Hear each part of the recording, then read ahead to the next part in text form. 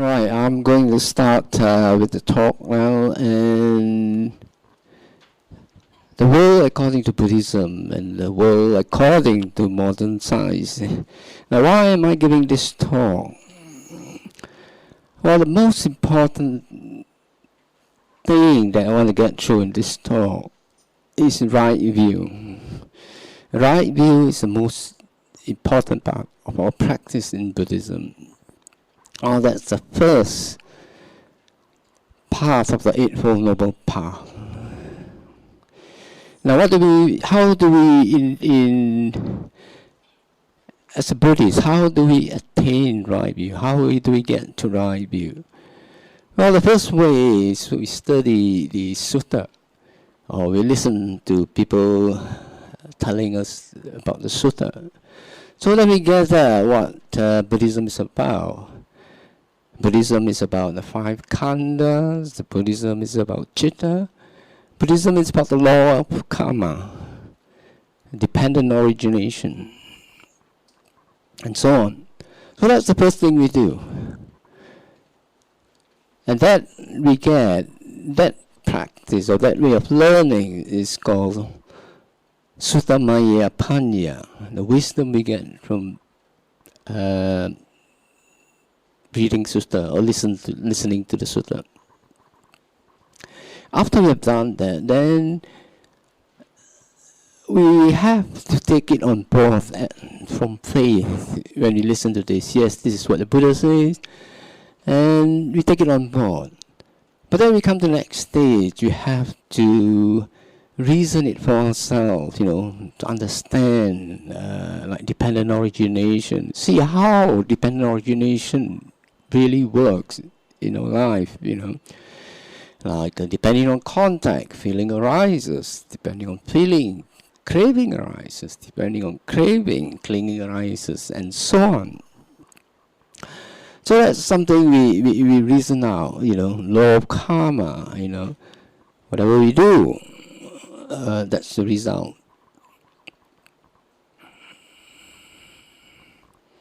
So we come to the next stage. We attain right view by cinta maya panya. That's the wisdom that arises through reasoning. Now, after we've done that, we understood that with our reasoning, we come to the last practice, and that is directly knowing the truth. And we can only come to that by the practice of bhavana maya panya. Develop the wisdom from practice of meditation.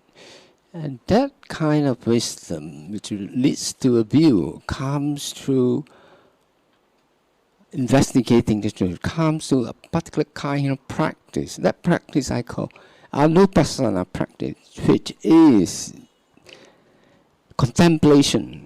What do we contemplate? Contemplate anicca, dukkha, anatta. The three characteristics. And the purpose of that is to find out about reality as it is. Right? Things as they are. Right? And in Pali, it's called Yatha Bhuta Nyanya Dasana. Might not be the correct pronunciation, but it's close to it. Right? So things as they are. See? So we want to see things as they are. We do not want to see things that we have concocted, we have made up.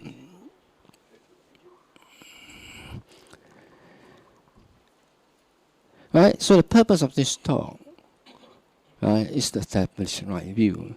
So from the Buddhist point of view, right, we have practice. We try to practice in that way.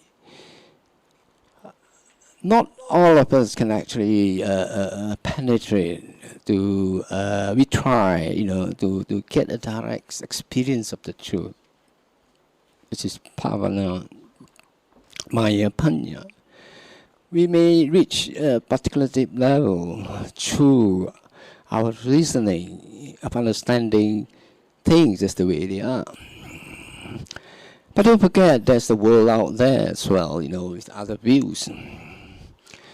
And in ancient times, in Greek society and Roman society, there's lots of things which people don't understand. So they have gods, pantheon of gods to explain natural events like earthquake, lightning, thunder. And also gods to explain relationship things, God of fertility, God of love, and all that. So if they want, if not unsuccessful love, well, they probably ask the assistance of Aphrodite or something, right? So after that, if you have a monotheist God, like Christianity, Islam, and Judaism. Now those replace those pantheon of God, but there's still a lot of phenomena that people don't understand. And when they can't understand it, they will say it is the will of God, or the God works in mysterious way. We need an explanation. Now, as we become a bit more clever, we have philosophy. It tries to figure out what things are, and all these philosophies, start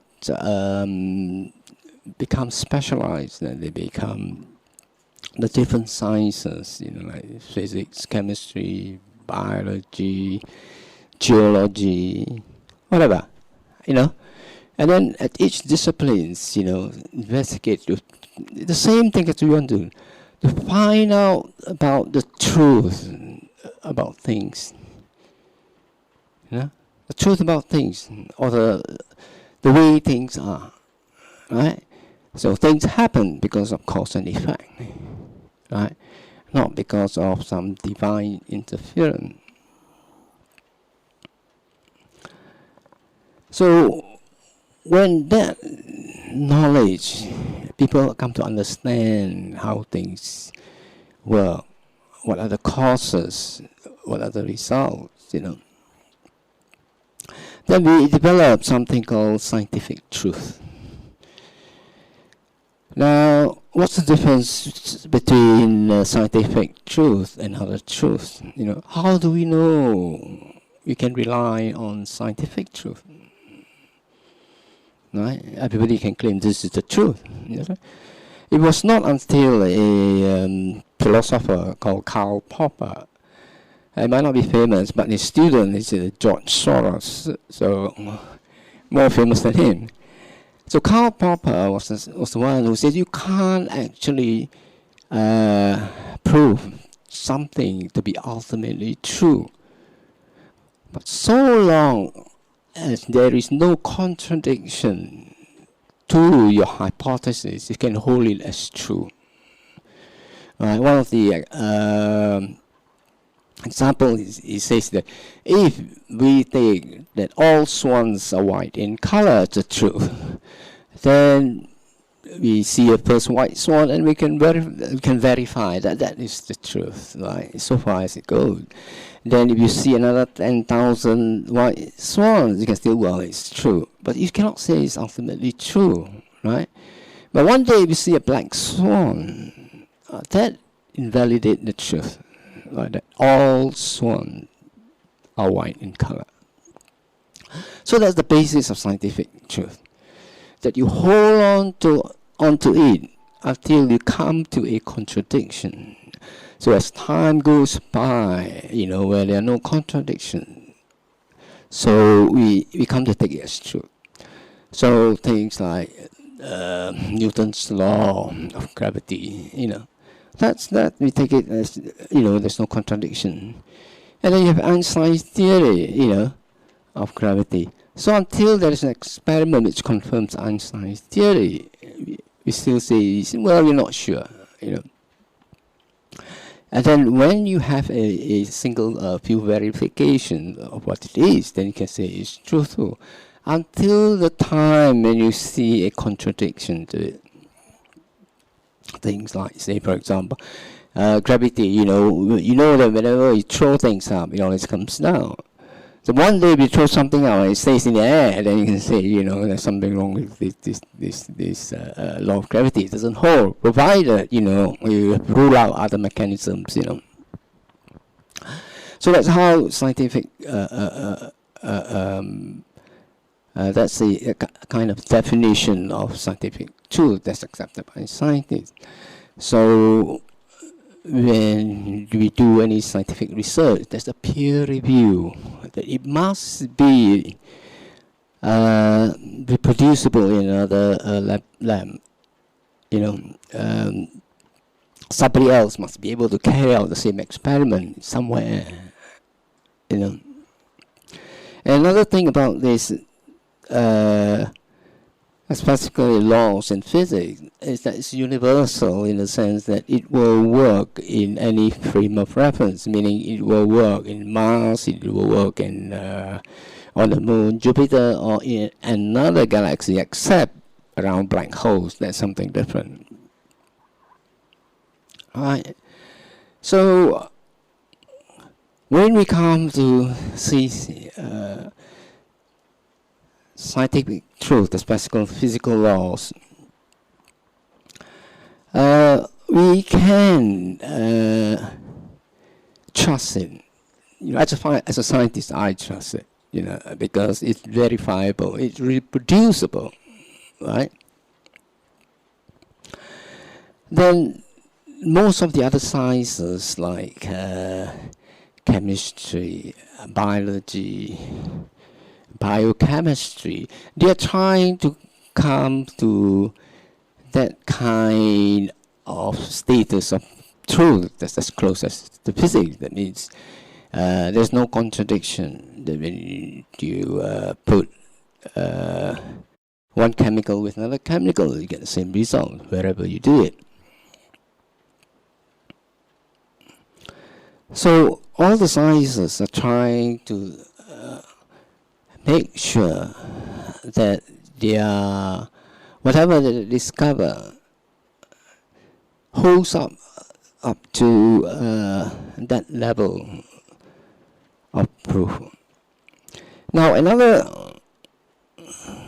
way we can determine it is truthful is that from the laws that we have discovered, we can produce processors, computers. It can send people to the moon because the equation is correct. We can have mobile phones, right? Because that everything works according to the physical laws that we have discovered, right?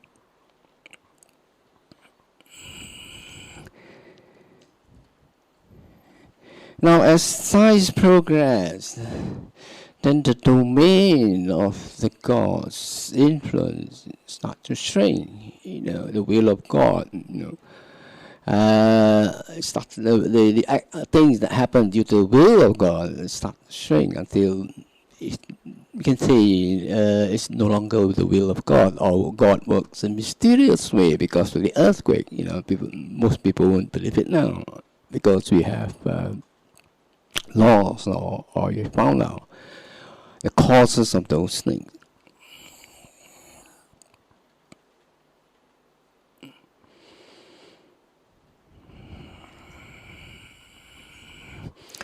Now,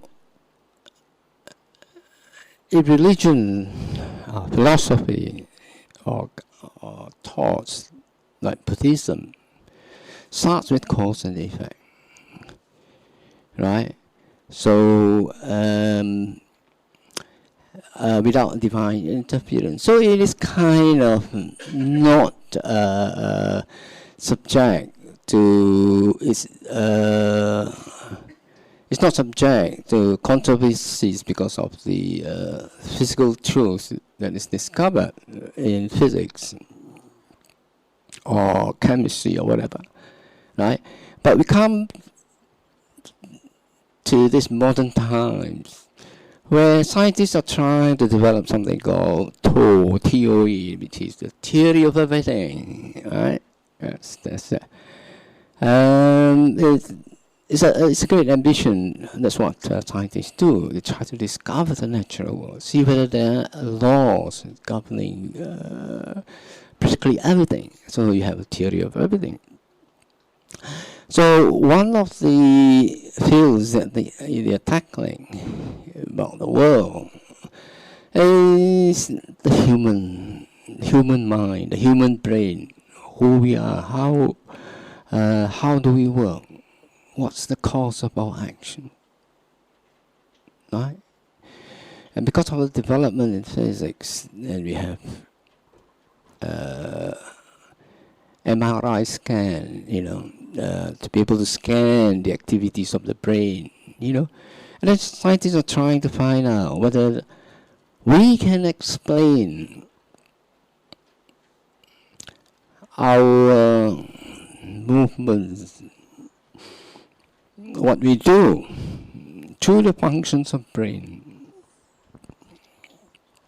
Now, neuroscience is a very, very big subject. Very big subject. You got neuroengineering, neural networks, everything, right? And there's so many of these disciplines coming together to try to understand the brain function, whether that's how to interpret. It all started from people who are abnormal. Why people get stroke or schizophrenia. So and then when they have found out that it's related to certain areas of the brain that's malfunction, so they start to develop theories.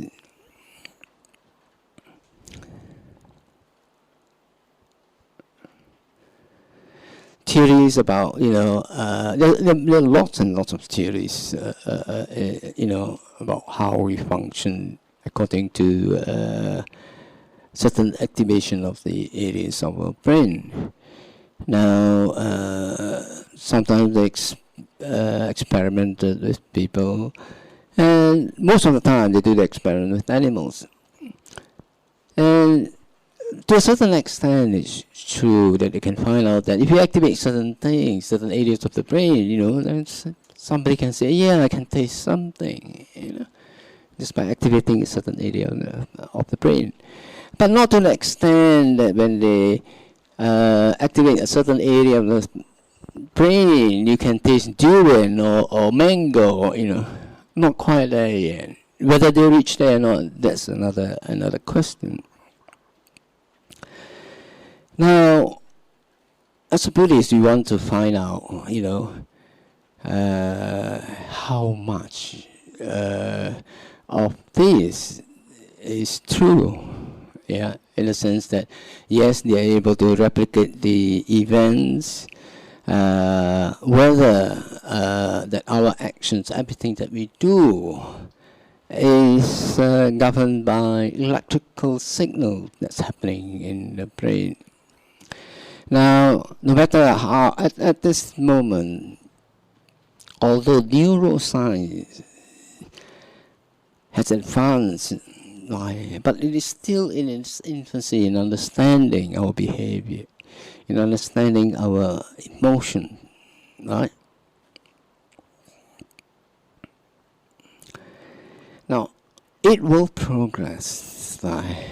They will try to find ways of explaining. That's the whole idea of science, to explain things. Now, at the moment, there are people who are trying to develop mathematical models of the brain, right?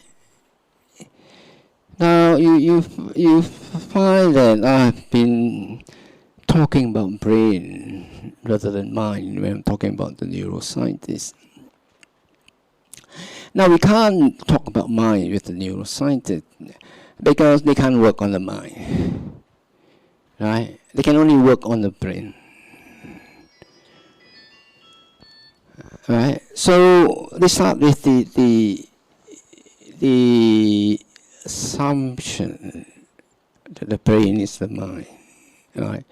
And what the mind is you add up all these electrical signals, and then you have concept of the mind. Or there's so many theories about that. You say because of these vibrations, come together. All this vibration becomes what we call the mind.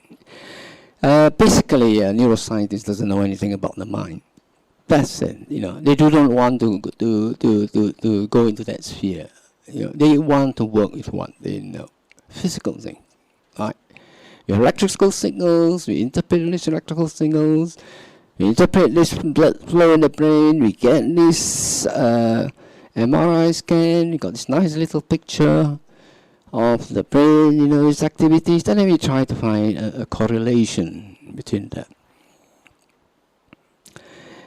Now, from the Buddhist view, right, is that we have the 5 khandhas, we have the rupa, and the other 4 khandhas is nama.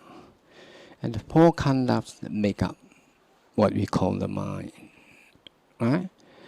So if we were to explain to the neuroscientists, from the Buddhist point of view, we would say, well, the brain is the base on which the mind sits, right? It supports the mind. And there's a relation between the mind and the brain, of course. But what the electrical signals are in neuroscience that you're measuring, if you like, is the shadow of the mind. What's happening in the mind, right? So things that happens in the mind also happens in the brain. So what they're measuring, from my point of view, it's the shadow of what's happening. It's just like you want to know the position of the sun on Earth. Right? One of the ways you can find out is measuring shadows on a 2-dimensional world. Right? Tracking the shadows and say, yeah, the sun's in this position, that position. You can make an assumption that there is a sun. So the sun, if you like, is our mind in a different dimension, and the shadow that's cast, on to an object on the mind, on the plane, the shadow, that is the electrical signal. So there's 2 different dimensions. The dimension of materiality, rupa, that's the brain. The dimension of immateriality, using the broad sense, arupa, that is something which you cannot, at the moment, we cannot detect. Now, how do we know it exists? We have something which knows, we have something that knows it exists. And that's our awareness, our own direct experience. We experience the mind. We know it exists. Right? So is there, maybe in future they may find a way of detecting the mind? I don't know.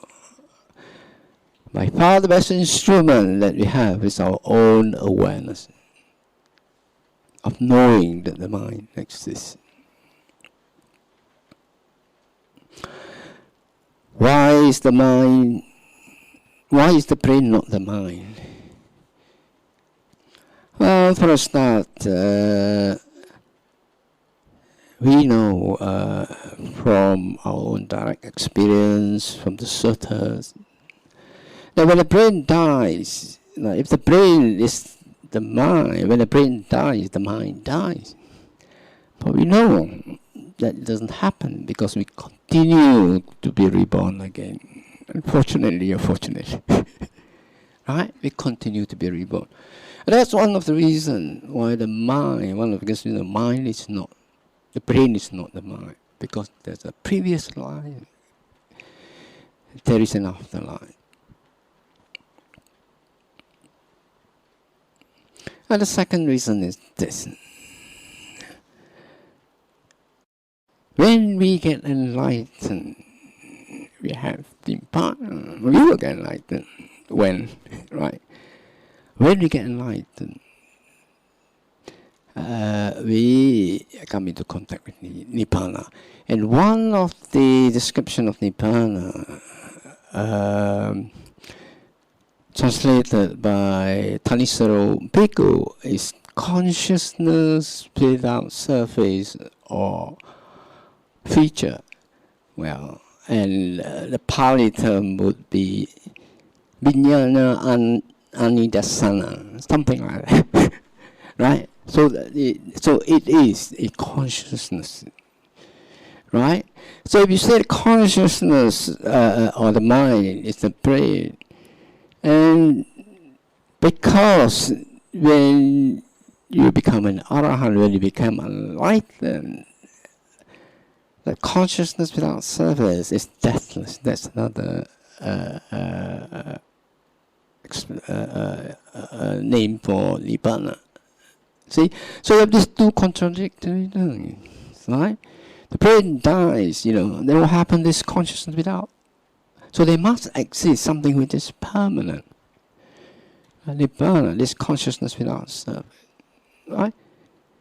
So that's the reason, if you were to explain to a neuroscientist from the Buddhist point of view, right, that the mind is not the brain. That is another dimension. That whatever we are detecting in the brain is just a shadow of what's happening. Now, it doesn't mean that whatever that neuroscientists find not important. It's very important. It's very important. Every knowledge that we have, that we gain through science, helps us in understanding ourselves, and helps us in many ways. Say maybe there's an area of a mind which control pain. And people who are suffering, because of certain disease, we can control pain, by activating, or deactivating the centers of the brain. Now I'm talking about something in the future, something in the future it could be useful. There are many things, right? Like there are many things.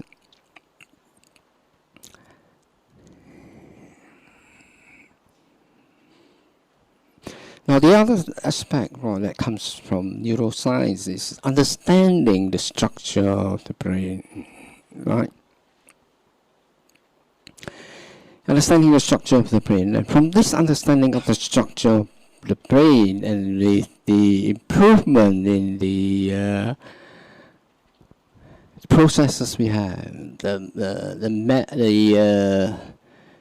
memories, the chip memories that we have, we are able to have computers which is trying to simulate the brain. That's where the field of artificial intelligence comes in. So they make progress by understanding the structure, the neural networks of the brain. So they try to implement this neural networks. Now, artificial intelligence started something like in 1956. So it's more than 50 years now. So the progress they make is they made some progress, but every time they make progress, they couldn't go any further because of limitations of the computer, right? And because of a limitation of understanding, both mathematics and both in the ways of reproducing memory. So, in this century, or in the last 5 years, we have such progress in the 5 or 10 years, such progress in artificial intelligence that they are more, we can say, I would consider them as kind of expert system in itself, that they can play chess, and not doing anything else. So they're expert in chess. They beat Kasparov, beat the world champion in Go, they beat the world champion. So now they have started to use this artificial intelligence to well, they started by trying to find out whether artificial intelligence can identify animals, like cats, dogs, and everything. After they succeeded that and found out it is useful, then they can use it to do something more useful, right? And just identify scans, X-ray scans, MRI scans, and all that, and it is turning out that they can do a better jobs than doctors, It doesn't mean that they're going to replace doctors, they will help doctors. You still need a physical presence, you still need the bedside manners, you don't have this AI telling you, oh, you're going to die in 3 days, not very good, right? So, it's a long way to go, Now, these expert systems, these, there are many ways that they train the machine. They call it machine learning. They train the machine. They give him lots and lots of data. This a cat, this a cat, this a cat, this a cat. Kind of all different cats. And then later on, the machine is able to identify cats, dogs, or a tumor, or signs of Alzheimer's diseases, So, in Buddhist term, you can say that learning is a kind of conditioning. You're conditioning the machine to look at to come up with an answer. You say, oh, yes, that, And a simple example to find out how all these things work is you just imagine that you have this a coin sorter, coins that will sort out, I don't know, you have say 1 pound coin, 2 pound coin, 50p coin, 20p coins, 5p coin, 10p coin, no 5p coin, 10p coin. So you put all that, so it goes separate it, the 1 pound coin, 2 pound coin, but it does it electronically and rejects other things that is not that training, so adjusting, But what's more sophisticated than that. But I'm giving you a physical understanding how all these expert systems work. They try it with say 10,000 coins, and then it works. Then you pick another 10,000 coins, it's not used before, and then do it and see how good it is, So that's how it works. That's machine learning. And then, of course, you have unsupervised learning. So that means it finds its own reward. When it gets it right, it gives you a little mark. When it gets it wrong, then it gives you a really bad mark. So it makes sure it doesn't get wrong. It changes things. So there are lots going on, but those are the ways that it does. Now,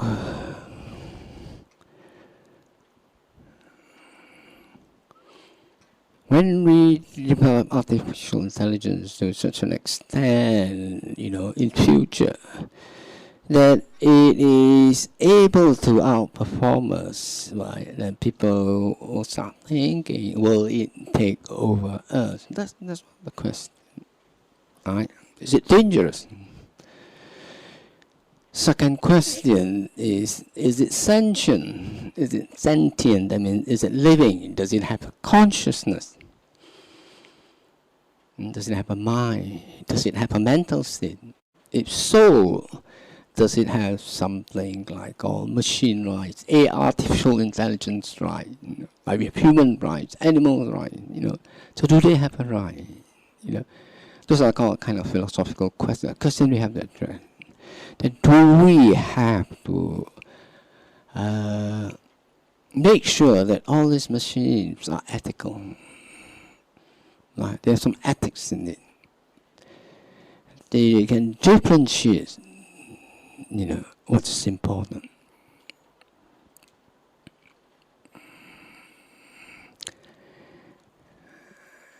Now, those are the questions which are asked. I'm not going to talk about those because it's not related to Buddhism.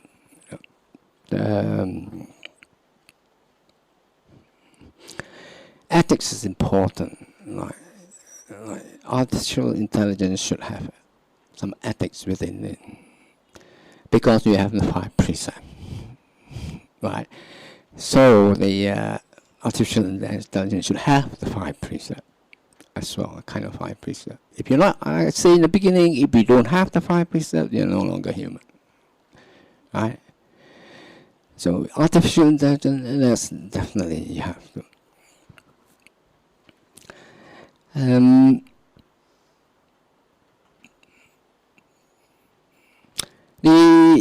I'll talk a little bit about artificial intelligence. One of the problems with artificial intelligence is that you create one system which works and everybody uses it, right? You know, the same thing. So if one goes wrong, every one of them goes wrong.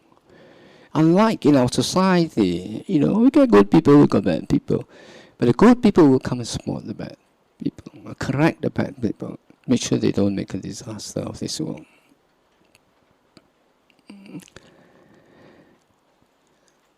The other aspect of artificial intelligence is that because when they are much more intelligent than us, they can replicate themselves in the sense that they can make themselves even better, right? So we will really be left behind. Now that's assuming that artificial intelligence can reach that level, right? So when they come to that level, then they might have an ethics which is different from us, right? Because they might reason differently, because they are not, they're different from us. Because we humans, we're made up of biological stuff, so there's no connection between us and them. So when they decided to see us as different, you know, then they may decide that, well, we don't need humans, you know. So that's why there are a lot of scientists, which I mean, people like Stephen Hawking, all the scientists warning, you know, that this kind of thing could happen. So how far are we from getting to that state? The things I'm talking about is called artificial general intelligence, right? General intelligence, you know. General intelligence means common sense, right? Common sense is something which artificial intelligence finds difficult to implement, right? That's common sense. Common sense involves common sense physics, right? The little child knows when you throw things up, it will fall down, right? And then you have to program it you have to have a program to do that. That's common sense, you know. Which then there are many things, you know, that in the area we take for granted, right? That we know, especially regarding time, right? We know that when two things are starting together, or one thing is starting earlier than the other, right? So those are things that artificial intelligence doesn't understand. So when they build a car, you know, we are going to have autonomous cars. So when an autonomous car comes and see a person crossing the road, they will know that, well, this sort of small upright rectangle is something we should avoid. You know, that's a human being crossing the road, but it doesn't know, it doesn't understand that. It says this is something we should avoid, right? It doesn't know why, but it knows that even a small rectangle, you got to even be more careful with that. You know, that's all it understands. You know. Whereas a child, you know, that's a human. Whereas us, there are certain things that we have we have, that's innate in us. That's called common psychology. It all comes from common sense, common psychology. When we see a person crossing a road, we know why. We know from looking at him whether he knows, he's aware whether he's crossing a road or not. And when we see him standing on the roadside, we can read his intention, whether he wants to cross the road or he's going to let us pass by. Those are little common sense things which artificial intelligence cannot do, general intelligence cannot. There's no way. There's no way of finding out an intention, but we can interpret that. And we can interpret why somebody will cross the road when there's a car coming. You can see that his absent-mindedness is involved in talking on his phone. Right? We can come to that conclusion that he's not being aware. Right? This kind of little thing, this kind of common sense, artificial intelligence is not able to do that, you know. But they are doing a lot of work in artificial intelligence. There are a lot of systems that they have tried to implement common sense in artificial intelligence. A lot of work, but not very successful. Not very successful. It doesn't mean that they will not. One day they will, you know. Now we come back to this question again. Important question. When before that, they believe in the community of people who develop artificial intelligence. Instead, they say that if we can understand intelligence, we can simulate it in a computer, right? And that's the accepted view of people who work in artificial intelligence, because you simulate it. You can create a model, you know. It's my view is that it's quite possible, but if they can specify exactly what the intelligence is. But the trouble in specifying the intelligence is it's going to be a very, very difficult task. Right? Now, assuming that they're able to do that, then we come to the question, does that mean that it has consciousness? Does it mean that it has a mental state? Can it feel? It can simulate feelings, you know, kind of simulates feeling and feel not. Now, all that is simulation. And my answer to that is the same answer that I gave to the same answer with the brain. If you simulate a processor machine to be like a brain, then it is still a brain. It doesn't have. When you switch it off, right? There's no afterlife for it. Right? There's no afterlife for it. That's the end of it. You can turn it on again, right? It's a simulation. So it's the same thing as well, that it cannot, it is, the mind is different from the electricity that's going on in the machine. It's different from the memory that is in the machine.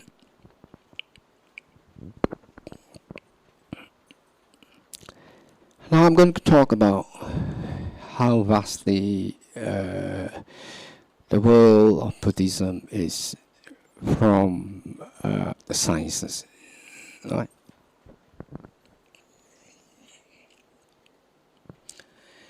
You heard me talk about the mind, and that is the most important part in Buddhism. And that is the biggest missing part in all the sciences.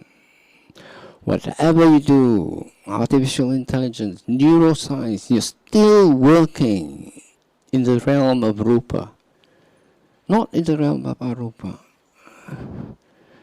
Now, why is that important? Because when we are mind, you can say, when we are mind, right? We are actually mind and body, right? When our emphasis is on the mind, that makes a tremendous difference, right? Because a mind can be a little mouse, or it can be a Buddha, right? That's the difference. A mouse that can become a Buddha. That's the difference, right? And everything that's rupa is impermanent, right? So you can say that that in the forest tradition we say the mind doesn't die, that's forest tradition. So the mind is different. Now, how does it compare with the sciences? Does the science of physics contradict Buddhism? Right? Now, in the beginning, I talk about events in ancient time is due to divine intervention, the will of God, the mysterious ways of God, and science come disprove it, that we have a cause. Now, in Buddhism, we have some of this big reason why things happen, and it's called karma. You all have chanted before.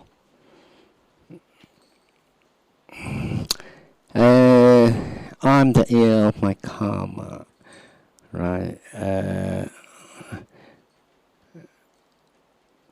I'm the result of karma. And so on. I can't remember. Sorry. So it is karma plays a big part in our life.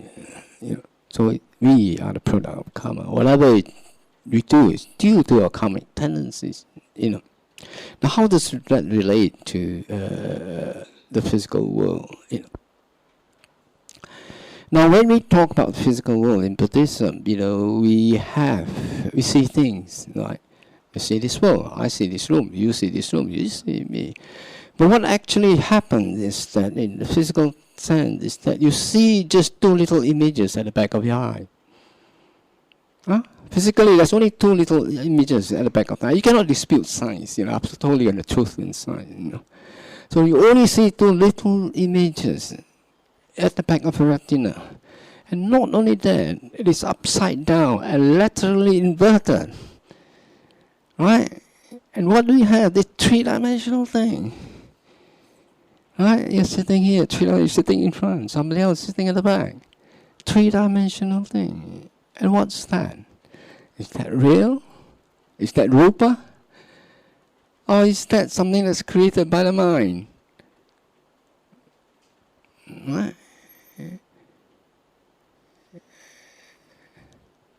So this is created by the mind. What you see in front of you is created by the mind. You see, how can the mind do that? Well, the mind does that every time you go to sleep, when you have a dream. It doesn't need even two little images of light at the back of your eye. It just creates a world for you to be in. And when you're in the world, you do not know you're in the world. You believe in it. You get up, frightened, sweat. Somebody's chasing you. Right? So this is mind. Now what about the physical world?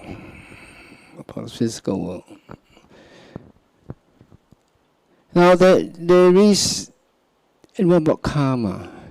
Right? Now, we are human beings. We are human beings because of the result of our karma. Your karma is different from your pet dog or cat. They see the world differently. Okay? They see the world differently. right? Maybe they don't have colors. Their world is full of smells. We don't have that. They smell here. They can see, well, who has come in, who has not been in here, who has been in here before, because the smell is still there. Right? So their world is different, right? And then you know that there are people who are colorblind, right? And their world is different as well. They don't see colors, right? They don't see colors. So they know, right? We know something called red. We know something called red, but those people who are colorblind doesn't know what red is like. Now, the world is due to our karma. The world is the product of karma, because we can only know the world through our senses, no other way. Like me, if I'm hard of hearing, I can't hear high frequencies. So my world is of low frequency. All the high frequencies I can't hear. So that's my world. I can't appreciate the high frequency. There's nothing to appreciate. I can't hear it. Right? So the world, as we know it, is due to our karma. And more than that, it's due to our tendency of how we see people. Some of us will see, we have a world full of friendly people. But there are people who say, well, there's a world with unfriendly people. I don't like this, I don't like that, I don't like that. That's the tendency, that's the conditioning. Right? That's the karma, their conditioning. They've conditioned themselves to be this way or that way. See? So when the Buddha says, I'm the end of karma, I'm the product of karma, that is true. Right? So in the physical world, this is the physical world discovered by physics. They are trying to, by physicists who are humans. Now if you have physicists who are devas, then they will conduct a different experiment according to their senses. Right? So dogs also discover their own world through their own senses. Right? So although we all live in this, assuming it's a physical out here, physical world here, we all have a view of the world, our world, according to our own karma. Right? Some of us don't like it when it's hot. Some of us like it when it's cold, and so on. But because we are all born human, there are certain characteristics that we all share.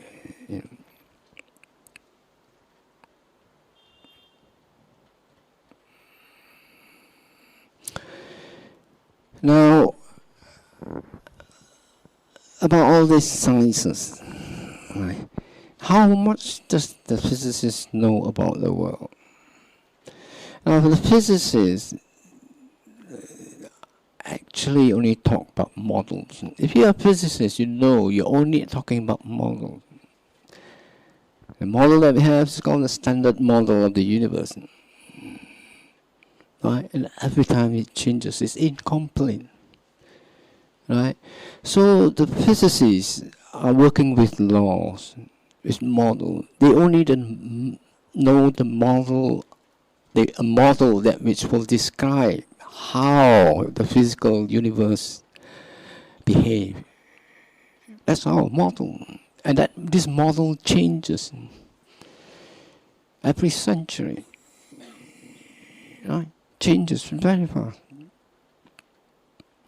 So when we come to study science, when we come to study Buddhism, we do not want to compare Buddhism with science. We want to compare science with Buddhism, because Buddhism is absolute, dealing with the mind. And the sciences, if you like, are temporary. They changes. So if you kind of say, well, Buddhism is true because science says that, it has no value. Some people are trying to do that. It has no value. right? Because it's transitory. Which science are you talking about? 18th century, 19th century, 20th century, 25th century, 30th century? Right? But Buddhism will still remain the same. Enlightenment will still remain the same. Karma will still remain the same. Nibbana will still remain the same. So you can say that Buddhism is absolute, with an inverted commas. Right? Come to this. Inverted commas. Why I say it's absolute in inverted commas? It's because when you come to study Buddhism, we talk about four great elements, right? Well, in physics, four great elements is during the Greeks' time, Socrates' time, it's difficult to find, the four great elements, no matter how you define it, right? And doesn't it that invalidates Buddhism? The answer is no. The reason is during that time, the Buddha teaches about the four great elements and doesn't teach about subatomic particles, quark, gluons, leptons, antineutrinos, and all that, because it doesn't exist yet. Nobody knows about it. Nobody discovered it. You can only teach according to the science of that time, right? And the purpose of the Buddha's teaching is not about the universe. It's about the end of suffering. Right? It talks about four great elements, how you should break it down to the four great, how should you see the four great elements. And the purpose of that is to be able to see the three characteristics of life. Anicca, dukkha, anatta. When you've seen that, then you become dispassionate. When you become dispassionate, then you can look within and see, if you like, a simple thing, your own true nature, or see the ignorance within you, see the causes, right? And to go a little bit deeper, it is when we start to turn inside and when we begin to understand that the world we see is a perception. And the perception we see is the creation due to our own conditioning. Right? Because when we talk about a person, we talk about our own creation of the person. We talk about him. Let me see, I don't like him because of this, that. And that's your own creation. We don't really know. Whatever he's like, you may have seen him, right, in that particular mood, but it's not permanent, right? And because your own like and dislike about that particular person, you pick what you like about the person. You pick what you dislike about that person. So there's an internal bias there. You see? So our training in seeing the world is to know that everything that we see is created by the mind. And everything we see is made up of five khandhas. That's rupa. That's the feeling we attribute to the person. That's the perception we attribute to the person. That's the sankhara, the history made of that person. And that's the vijnana that we attribute to that person. That one person, we must be able to see all these five khandhas in them that we have created. Right? And that five khandhas we have created for that person makes up that person. That's it. When we come to understand that, then we come to reach a state, it's called atamayata, non-concoction. That means we don't create anything. And when we come to that state, that's a state which the Buddha described. In only the seen, there is the seen. In only the heard, there is no heard. In only the cognized, there is the cognized. Right? and so on. And that's in the Pahiya Sutta and Malankopa Sutta as well. Right? So that's it. So we want to, when we look inside, understand, right, that it is our mind that makes all these things up. Then we can come to reach that state.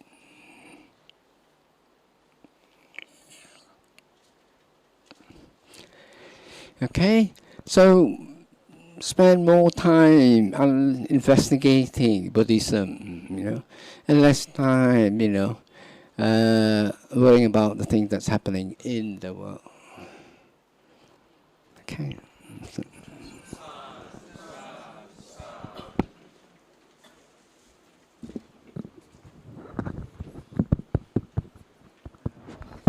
What about a question? Yeah. Any questions, brothers and sisters?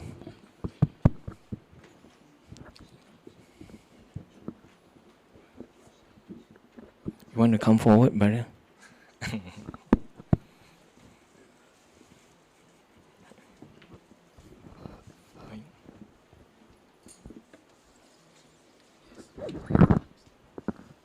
Good morning, Manti.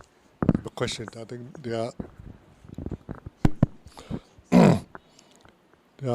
some disaster happening in the world, and some people say attributing it to karma, but some say should not use that example as a karma. It should be just due to some physical phenomena like earthquake happening, wipe out a lot of populations, or tsunami. They say those people probably have bad karma. So I think there's some confusion over there. Maybe you'd like to enlighten us on that. Well, the thing with karma is that it's complicated. There's so many factors. There's so many different types of karma, and it's not something that the Buddha advises us to try to work out. What the karma is going to be like. He says you go mad trying to do that. The answer is yes. Yes, practically everything is due to karma. Where you are, at what place, where you're born, who your friends are, that's all karma. Because the karma means, if you think karma in terms of tendency, right? And how you look also, it's all depends on karma. You can say that at the time before you're born, and when there is an embryo, and then the consciousness lands into that embryo, enters that embryo. And that's the time when the consciousness starts to change the embryo. I have two brothers, and they look totally different. We all three look totally different from each other. And my brother-in-law as well, we were just talking, was it last night? He has another two brothers, and all three of them look different as well. Our DNA is very close, but we all look very different. And that's because of our karma. And those of you who look really beautiful, that means you have do a lot of dana. You give a lot of food to the monks, So because at the end of the when you offer food to the monk, which says Ayu Valo Sukhang Balam, that means long life, beauty, happiness and strength. Okay, so everything has a cause, right? If there's no cause, it would be a dangerous world. You know why? Because a certain tree will suddenly start going up here, or a tree going up in your head. You don't want that to happen as well, right? If everything happens without cause, what's to say that a tree won't grow up in your head? But we do get cancer and everything. That's due to loss. But that karma is, you see, when we talk about the environment, that karma is not. Karma is one of the causes. There are four causes. Chitta, karma, chitta, uttu, ahara. That means karma. Chitta is the consciousness. Uttu is the temperature. Ahara is the nutriment. So you start. Well, if you eat poison, you're going to die anyway. If you eat something which you're allergic, you're going to suffer. That's nutriment. So it has its cause as well, right? So when you have bad things happening, and people happen to be there, we have to trust the Buddha to say there is the karma. We can't work it out. No. Okay?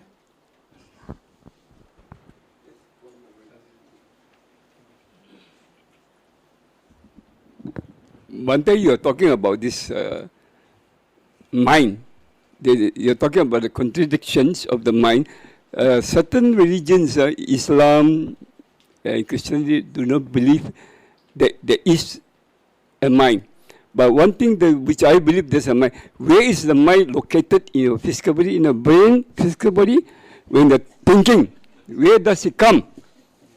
The first question. Second question about Christianity, Islam, to a certain extent, majority of them do not believe in karma. Only Buddhism, Hinduism, Jainism, they believe in karma. So can you explain that? Thank you. Okay. Which one first?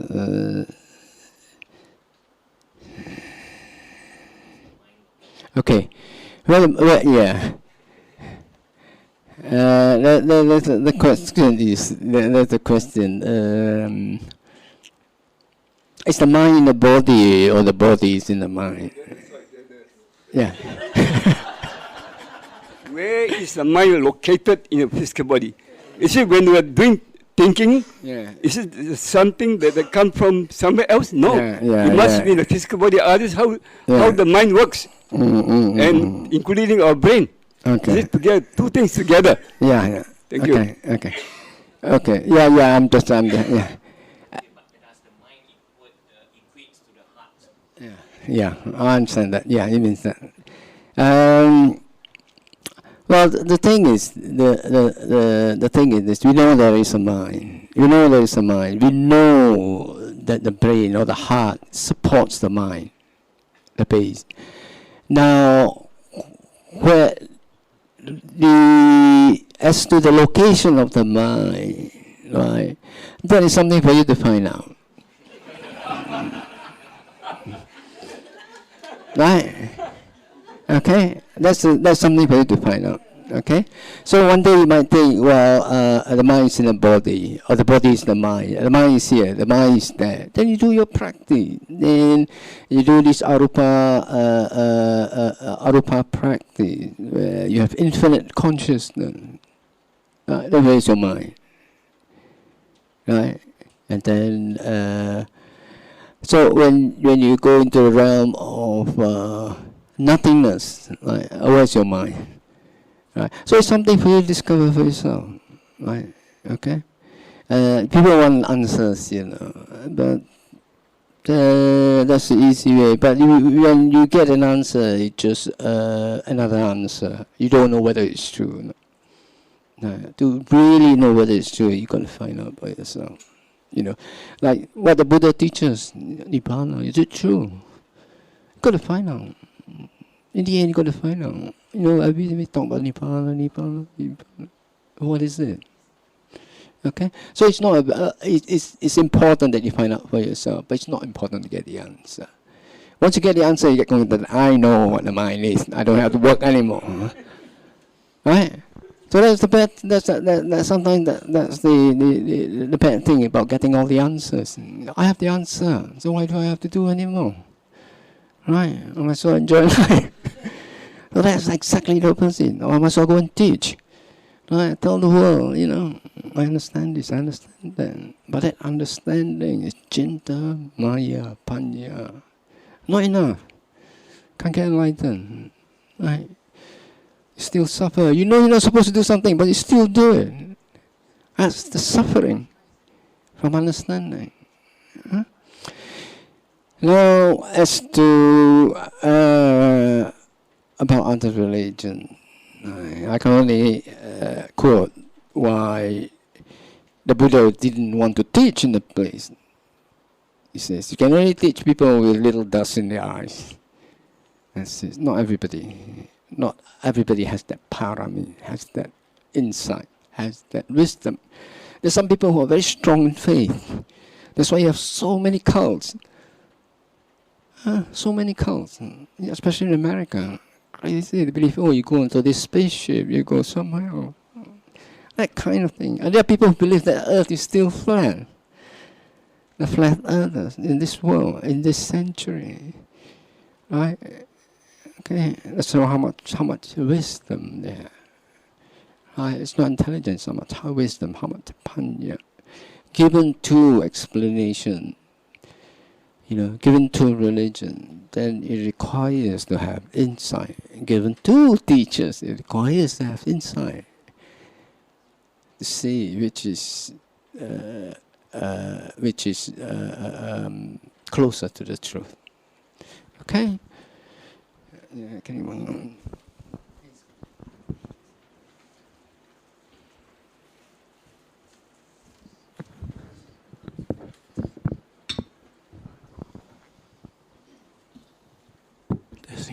Good morning, Bhante, ladies and gentlemen.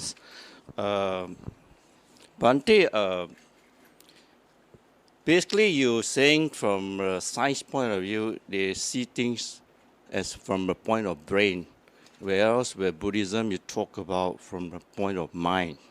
Okay, you say from the brain to the mind, right? Basically our exposure in this world is actually three rhyme. We're talking about the physical construct, the mental construct, and the spiritual construct. See, okay.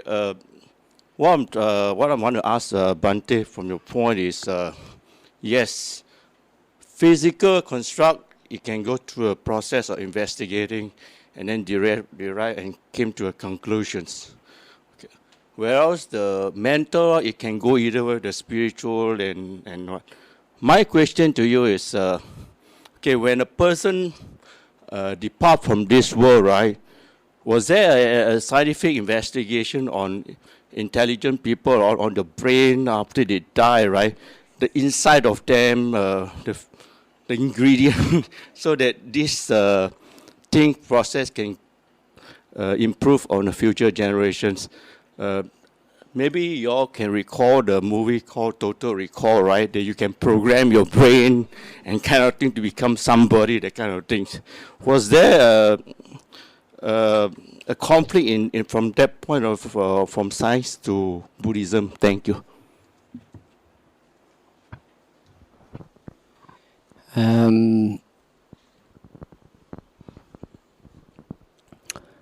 I don't see there is a conflict between science and Buddhism. I see there is a limitation in science in the sense that it has modeled, it works with the physical world. It can improve the physical world as it is. It has no understanding of another dimension, an immaterial dimension called the mind. There is no way of, in this present century, of detecting something called the mind. I remember there was years ago there was an experiment a long time ago. I mean, by the Greeks. Somebody haven't died yet, so they weigh them, weigh this person, and after he died, they weigh him again to find out, whether there's something missing, And these are little very crude things, right? So, how do you know when your consciousness has departed from your body? Right? You know that certain frogs goes into hibernation, or and then it's totally dead. If you detect it in every way, there's no pain, everything, nothing, and then it comes back alive again. Right? How do you explain that? And in Buddhism, we have a state called the cessation of consciousness, where the consciousness ceases, right? And there's life. There's still a warmth in the body, right? And it can be in that state for 7 days or something like that, and then it can come back up again. Right? So there's actually no consciousness in the body, right? The answer to your question is because in this century there's no way of detecting immaterial things. Does that answer your question? And as to science fiction, transferring of consciousness and the total recall and all that, those are just stories.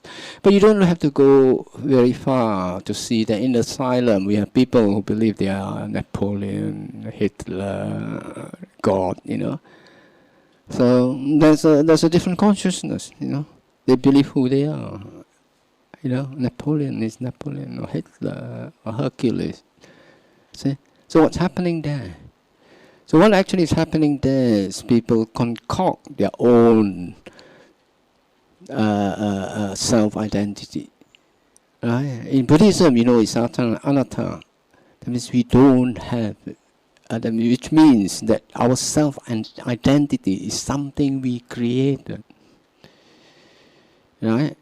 So, during